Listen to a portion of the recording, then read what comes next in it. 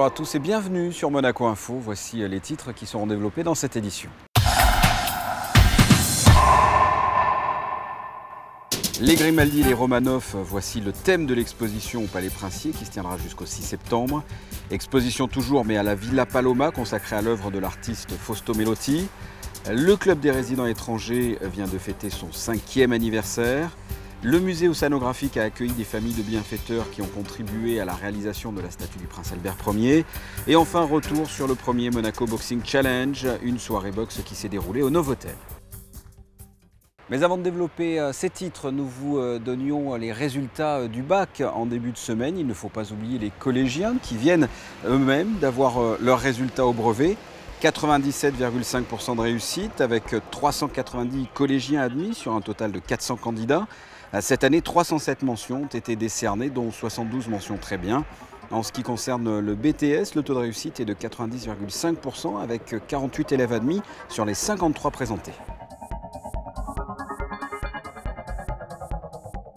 Nous allons vous faire découvrir dans ce reportage une exposition au Palais Princier. Le thème, les Grimaldi et les Romanov. Exposition jusqu'au 6 septembre dans le cadre de l'année de la Russie. Les explications d'Alexandra Pani. Les Romanov, les Grimaldi, deux dynasties historiques éloignées géographiquement, mais qui possèdent pourtant des liens étroits. Des relations établies notamment entre le prince Albert Ier et les tsars Alexandre III et Nicolas II. Cette exposition inaugurée par le prince souverain a pour enjeu de dévoiler ce passé commun.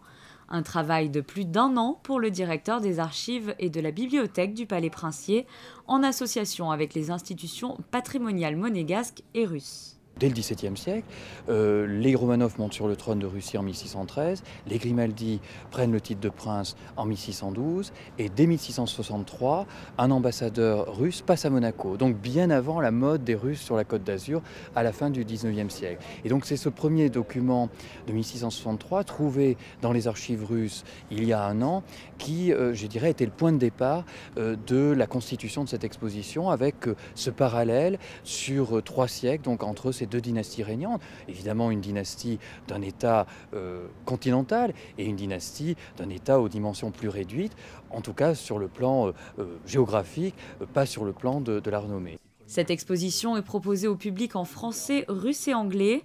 Les documents d'archives se mêlent aux objets d'art et aux photographies d'époque dans la bibliothèque et les grands appartements du Palais Princier. En dehors des pièces d'archives, il y a une pièce, je dirais, mythique, qui est l'œuvre de Fabergé, que le prince souverain a permis donc d'exposer, ce qui est rare, il le conserve dans ses collections.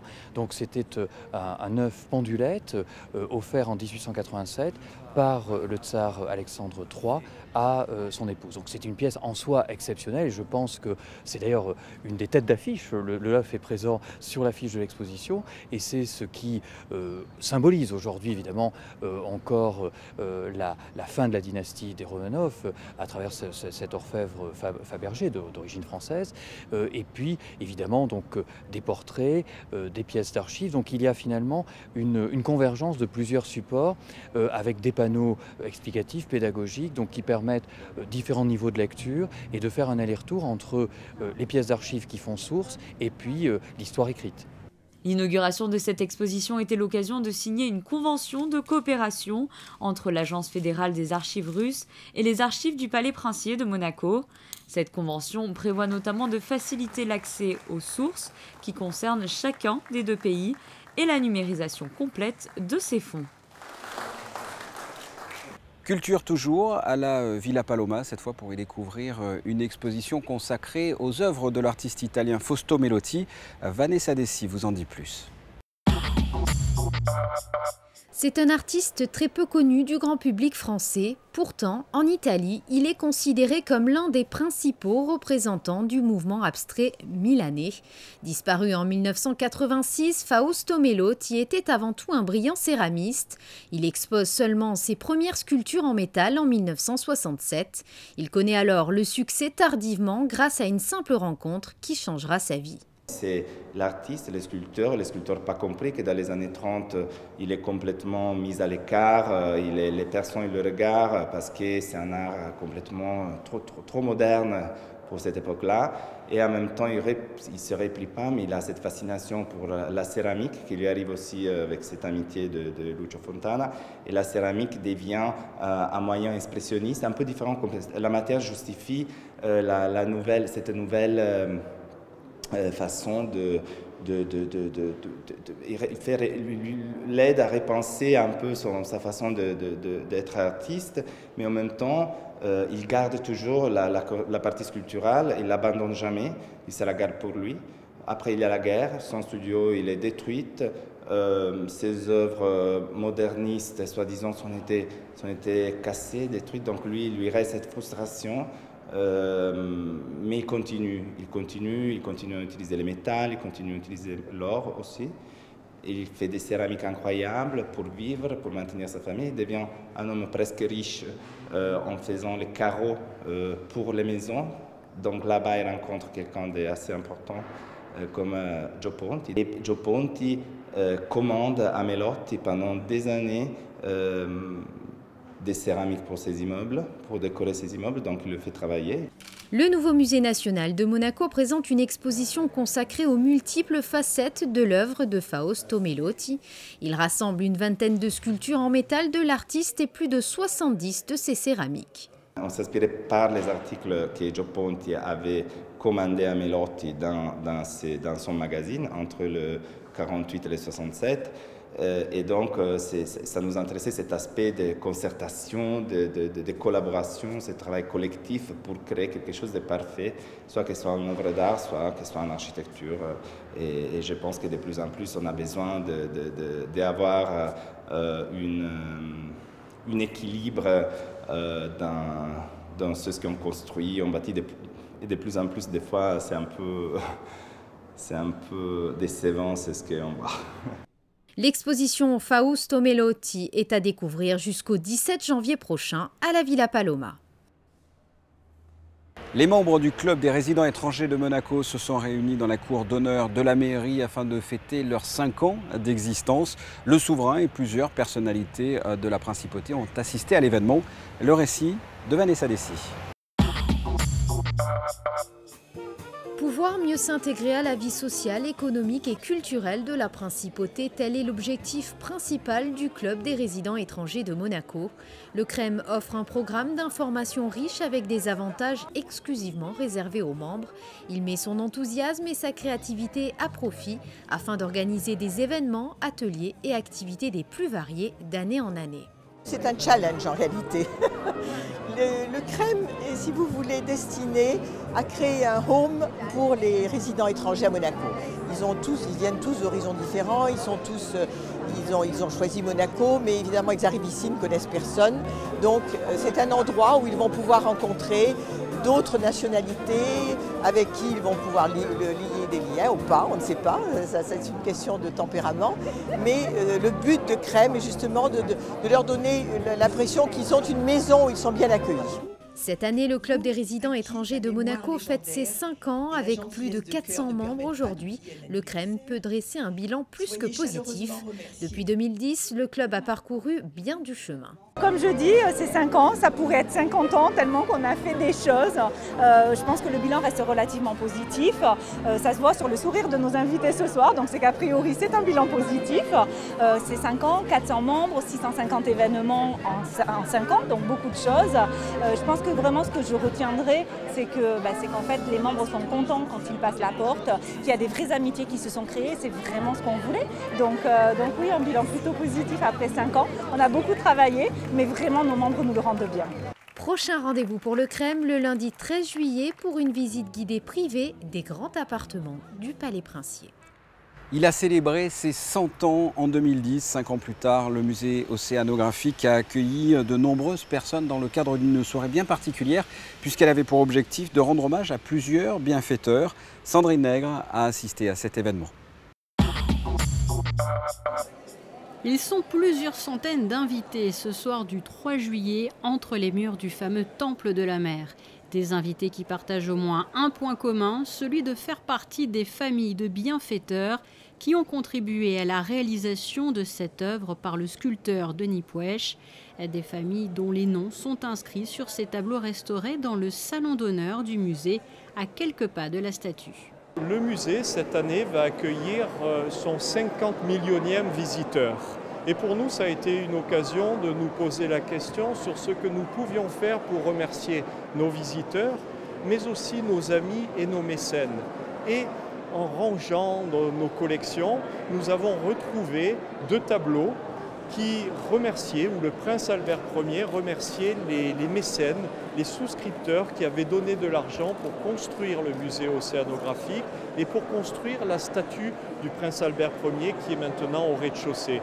Et nous avons souhaité les remercier. Alors ces personnes aujourd'hui ne sont plus en vie, mais nous avons trouvé dans l'annuaire de Monaco les personnes qui portent le même patronyme et nous leur avons écrit pour leur demander s'ils avaient des liens de famille avec ces personnes. Fort gentiment, nous avons reçu des dizaines de courriers nous expliquant les liens. Et aujourd'hui, c'est un peu une soirée où nous les remercions. Et si plusieurs descendants connaissaient ce lien qui unissait leur famille au musée océanographique depuis plus de 100 ans, ce n'était pas le cas pour certains. Une belle découverte donc. On l'a appris quand on a reçu les papiers comme quoi notre famille était donateur pour la statue. Est-ce que du coup vous vous êtes renseigné un peu là-dessus ? Ben oui, grâce à ma belle-mère qui m'a fait l'arbre généalogique de ma famille. Ensuite à ça, on a pu savoir que c'était le neveu et le fils de ma arrière-grand-mère qui ont contribué à la statue. Alors le fait de participer à cette soirée, ce soir, donc en l'occurrence ce soir du 3 juillet, c'est important pour vous ? Oui, très important pour les enfants, un bon souvenir pour eux et pour plus tard aussi, pour qu'ils puissent en parler à leur tour au leur. J'espère. Alors justement, parlons des enfants. Est-ce que le musée océanographique, c'est un lieu que tu connaissais déjà par le passé ? Oui, je le connais très bien parce que j'y vais souvent avec ma maman et mon papa. Présent également le nouveau président et les membres de l'association des Amis du musée océanographique qui apportent un soutien précieux. Point d'orgue de cette soirée, le dévoilement de cette mâchoire du plus grand requin de tous les temps. Celui du mégalodon, plus de 2 mètres de haut et de large, mise en scène par Philippe Pasqua. L'idée justement de cette mâchoire, c'est de pouvoir monter par derrière et de se mettre au centre, comme l'enfant qui est derrière, et pouvoir se photographier comme si on était en fait dans la mâchoire. Voilà. Alors, comment elle a été élaborée ? Ça en fait c'est un peu c'est comme un fossile qu'on aurait retrouvé, parce que les dents sont réelles, de l'ancêtre du requin qui avait cette taille qui faisait peut-être 13 mètres de long à l'époque. Maintenant, donc, le grand blanc est quand même plus petit, mais ça, c'est vraiment l'ancêtre du requin, le mégalodon. Qu'est-ce que représente aujourd'hui le musée océanographique et le fait d'y être associé ? C'est un honneur. C'est un honneur parce que c'est un lieu, dès que je l'ai vu, la première fois où je suis venu, on a envie de créer, il donne envie de créer et de participer justement à la défense des océans, etc., etc. Une sorte d'avant-goût puisque Philippe Pasqua est attendu pour une grande exposition sur l'océan, ici, en 2017. En attendant, cette mâchoire immense est à découvrir au premier étage du musée océanographique. N'oubliez pas de réaliser un cliché insolite. 65 ans après le dernier combat de boxe amateur en principauté, la Fédération monégasque de boxe a organisé une grande soirée pugilistique au Novotel en fin de semaine dernière. Retour sur cette soirée dans ce reportage. 7 combats amateurs et 3 combats pros, des boxeurs venant de Nantes, de Dax ou encore du Canet-Rocheville, voire même d'Italie et de Suisse, sans compter 5 combattants de la SM Box. Plus de 200 spectateurs se sont retrouvés dans la grande salle de conférence du Novotel, transformée pour l'occasion en salle de spectacle, avec au centre un ring. Ça fait même pas un an qu'on a repris la fédération. Donc on s'était donné comme challenge d'essayer d'organiser des combats amateurs dans un premier temps. Après, nous avons eu l'opportunité d'organiser des combats professionnels, donc on a sauté sur l'occasion. Et là, ce soir, on présente un premier gala avec 8 combats amateurs et 3 combats pros. Et bon, jusqu'à maintenant, tous les combats amateurs ont été dignes d'intérêt et menés tambour battant. Donc pour nous, en qualité d'organisateur, c'est un succès. Depuis qu'on a repris la fédération et le club de l'ASM, qu'on entend toujours parler de ces beaux combats qui avaient lieu au casino de Beau-Soleil, ces combats qui avaient lieu sur la piscine à Monaco. On s'est dit que s'il y avait autant d'engouement autour de la boxe à Monaco, pourquoi pas encore relancer ce sport aujourd'hui. On en a la preuve ce soir, ça marche, le public est là, les gens sont heureux et puis surtout, c'est du très très bon niveau. 10 combats tout au long de la soirée sous les yeux experts d'un ancien champion de France, d'Europe et du monde, rien que ça, René Jacot. Il y a de la fougue, il y a de l'envie, il y a de la qualité, il y a beaucoup de défauts, mais bon, c'est ce qui fait le charme. Peut-être demain, on va aller voir à la grande affiche de Monaco et c'est le but du club de Monaco de pouvoir faire des belles choses. Mais ça commence par ça. Mais c'est un début et je trouve que les organisateurs, Laurent, Andréi, ont fait un très bon boulot ce soir. Je suis très content pour eux. À noter, lors de cette soirée, chez les amateurs, la victoire des licenciés monégasques Idriss Barka, Hugo Mikalev et du très beau combat de Mehdi Lakaef en rouge qui a montré sa suprématie face au Nantais Ahmed Lalou. Sans oublier, chez les professionnels, notamment la belle victoire de Dylan Chara du Canet Rocheville en short bleu et jaune, toujours invaincu en professionnel. Le premier Monaco Boxing Challenge organisé par la Fédération monégasque de boxe, un rendez-vous qui devrait se renouveler, pourquoi pas cet automne.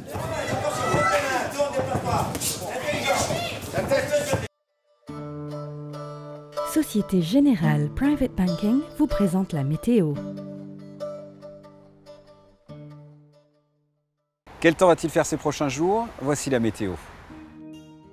Vendredi, le soleil sera chaud, pas de nuages et des températures supérieures au normal, comptez de 26 à 31 degrés. Samedi, pas de changement, du soleil et des chaleurs importantes, il fera de 27 à 31 degrés. Dimanche, le prolongement de la période de temps sec et beau, les températures varieront entre 27 et 31 degrés. Et enfin lundi, rien d'original à vous dire, du beau temps et des températures élevées de 27 à 30 degrés. Ce journal est terminé, merci de l'avoir suivi, à très bientôt, au revoir. La météo vous a été présentée par Société Générale Private Banking.